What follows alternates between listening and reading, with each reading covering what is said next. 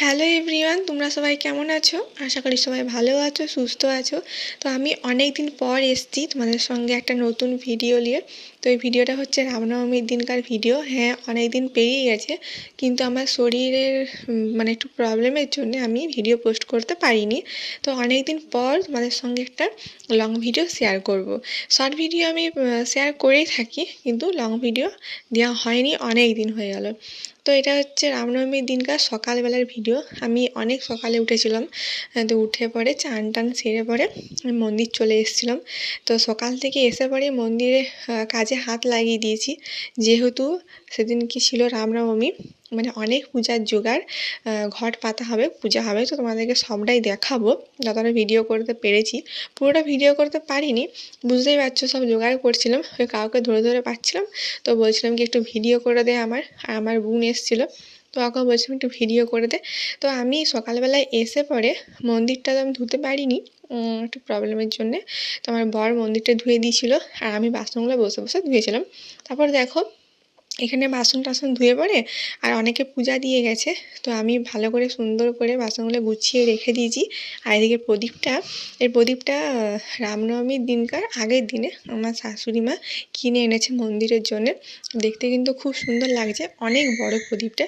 তো এটাকে একটু আমি ফুল দিয়ে পরে সাজিয়ে নিচ্ছিলাম, কারণ দেখবে ফুল দিয়ে পরে সাজালে কিন্তু দেখতে খুব সুন্দর লাগে।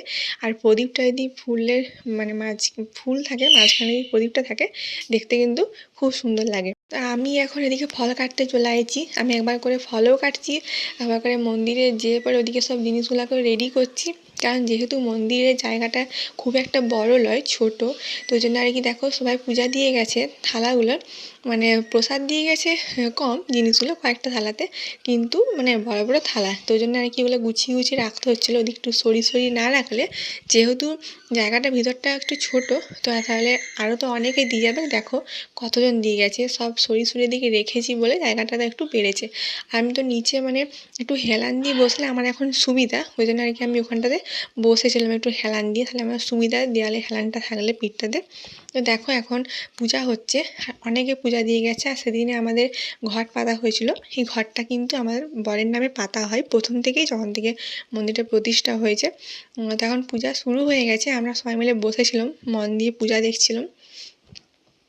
তো আমাদের যে জেঠুটা পূজা করতে আসে, ও জেঠুটা আসতে পারেনি। আর প্রত্যেক বছর এরকমই হয়, কারণ অনেকগুলো ধরা থাকে, ওই জন্য আর কি আর আসতে পারে না।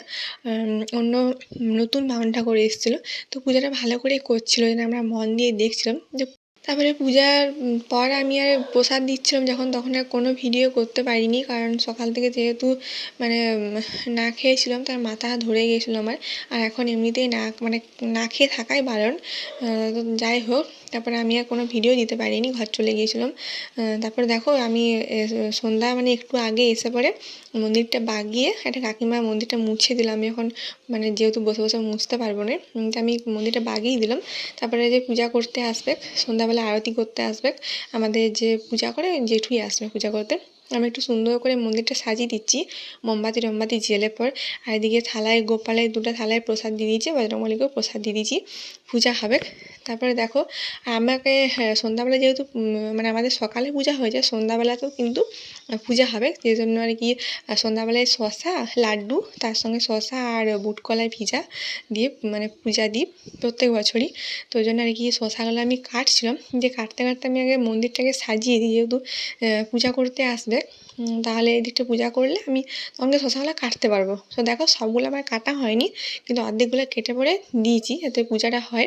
আর এদিকে যেটু আরতি করা হয়ে গেছিলো, আরতিটা আমি সবাইকে দিয়ে দিলাম।